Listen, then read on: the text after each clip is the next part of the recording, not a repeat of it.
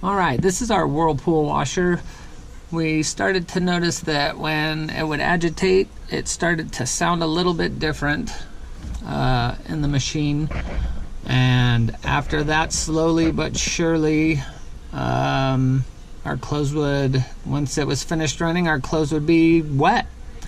So the spin cycle was not getting the clothes, it wasn't spinning. So from there, I'm going to look at error codes and see what it comes up with.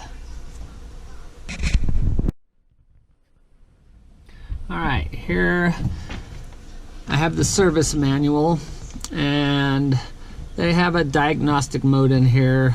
I'm going to be looking up what codes it's giving. So to reset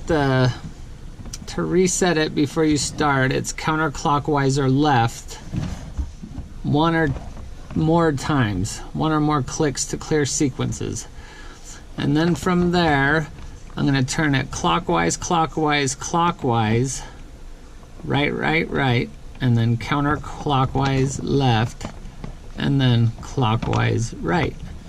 After that, I should have all those cycles blinking on and off right here. All these should be blinking on and off. And then after that, I will, every turn I go to the right or clockwise, will light up a different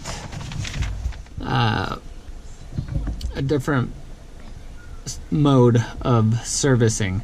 And so the first one, number 1 click clockwise, should be on the done, which is the fault code display mode, and that's the one I want. And that should be right there. So let's give this a try. So we're gonna clear. We are going to clear by going left more than once or more. And then from there I go right, right, right, left, right. And it worked. Sometimes if your timing is too fast or too slow, it will not take it. So it takes a little practice on getting it to work. So now that I have that, that would be this where it is blinking on and off, on and off. And then from there I'm gonna go right 1 click, which should bring me right here where it says done, to the blinking done light, fault code display mode. So 1 to the right, done. From there I'm gonna push the start button. Okay, so now it's in that mode because now it's blinking again. From here, there should be 4 error codes stored, and every time I go right or clockwise, it should bring up a different code if there are any stored. Okay, so there's an error code there. This one I already expected because I already looked into this, so I could actually do this video a little easier. So I'm gonna go to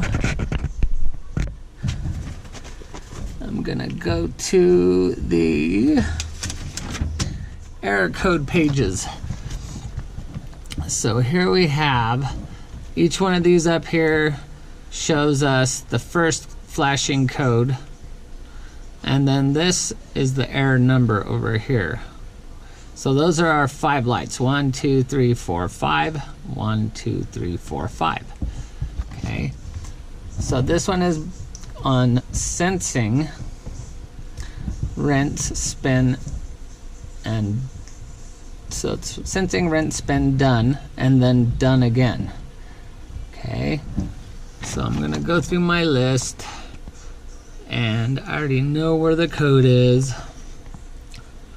I'm gonna go ahead and show you some of these other codes because it was hard enough to get this out to where it would have been easier just to look it up. Hopefully you are able to see these codes and be able to pause if you need it. So I have right here 1, so it's sensing, rinse, spin, done. Right here, sensing, rinse, spin, done. Okay, and then the next one is the error code of done, this here, done. So go done and then down.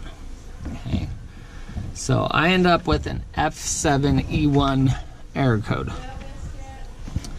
Right there. Okay, basket speed fault. I already know that. So from there to, I'm gonna see if there's any other error codes. I'm gonna go right again. So that one is 1 blinking light, and that's way, where was that one? No fault right here. No fault.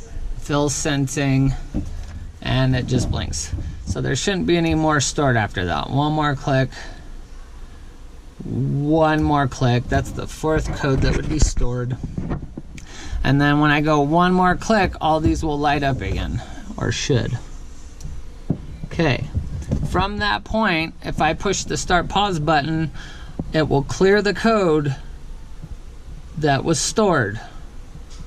So I'm going to push that because I know what code I have. And it will exit me out of that menu.